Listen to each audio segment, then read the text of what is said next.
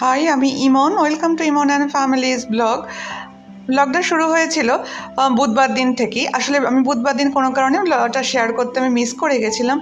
যাই হোক, সকালটা শুরু হয়েছিল ভীষণ ব্যস্তভাবেই। সকালে বেলায় আমার প্রত্যেক দিনই রান্নাবান্না থাকে। তারপর আমি যেহেতু পড়ানোর সাথে যুক্ত আছি, সেখানে আমার নিজস্ব কিছু কাজকর্ম করার থাকে। আর আমার যেহেতু একটা ছোট্ট বাচ্চা আছে, তো ওকে নিয়েই সমস্ত কিছু আমাকে করতে হয়।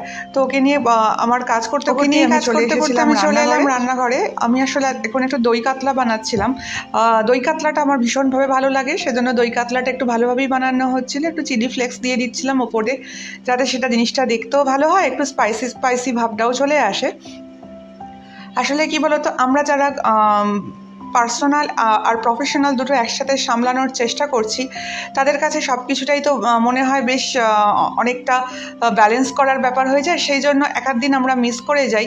এখন আমি রান্নাটা কমপ্লিট করে একটু ঘরবাড়িটা একটু পরিষ্কার করার কাজে হাত লাগাচ্ছিলাম, কারণ ঘরবাড়ি একটু নিট অ্যান্ড ক্লিন দেখতে কার না ভালো লাগে। সেই হিসেবে আমি একটু ঘরবাড়িটা পরিষ্কার পরিপাটি করে নিচ্ছিলাম।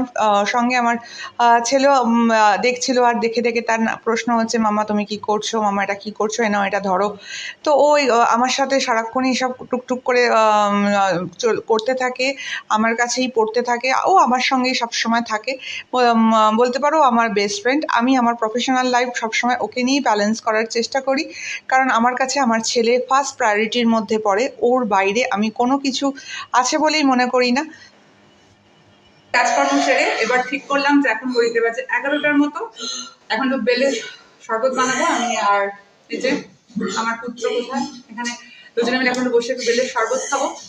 কারণ এই সময়টা আমি একটু ভাবছি ওকে নিয়ে একটু বসবো।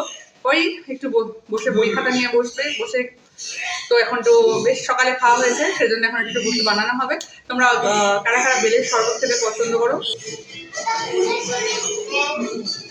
বেলের শরবত বানিয়ে এখন মা ছেলে মিলে বসে খাচ্ছিলাম। আর বলো তো, আমরা মেয়েরা কত তাড়াতাড়ি কত পরিস্থিতিতে মানিয়ে নিই। এখন আবার চলে এলাম কিচেনে। পিছনে ছেলে এসেছে। এখন আবার চলে এলাম কিচেনে। এখন একটু হেয়ার প্যাক বানাবো, একটু টক দই দিয়ে, একটু অ্যালোভেরা জেল দিয়ে, আর একটা পারলে ডিম দেবো, ইচ্ছে না হলে স্কিপ করব, কিন্তু দই আর অ্যালোভেরা জেলটা অবশ্যই দেবো। দিয়ে একটু শ্যাম্পু করার আছে।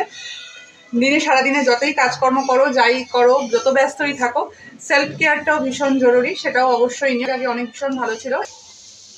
একটা মেয়ে সহজে এত পরিস্থিতির সঙ্গে অ্যাডজাস্ট করতে পারে, সেই জন্য একটা মেয়েকে না মা দশভুজা বলা হয়। একটা মেয়ের মতো এত সহজে সমস্ত পরিস্থিতি।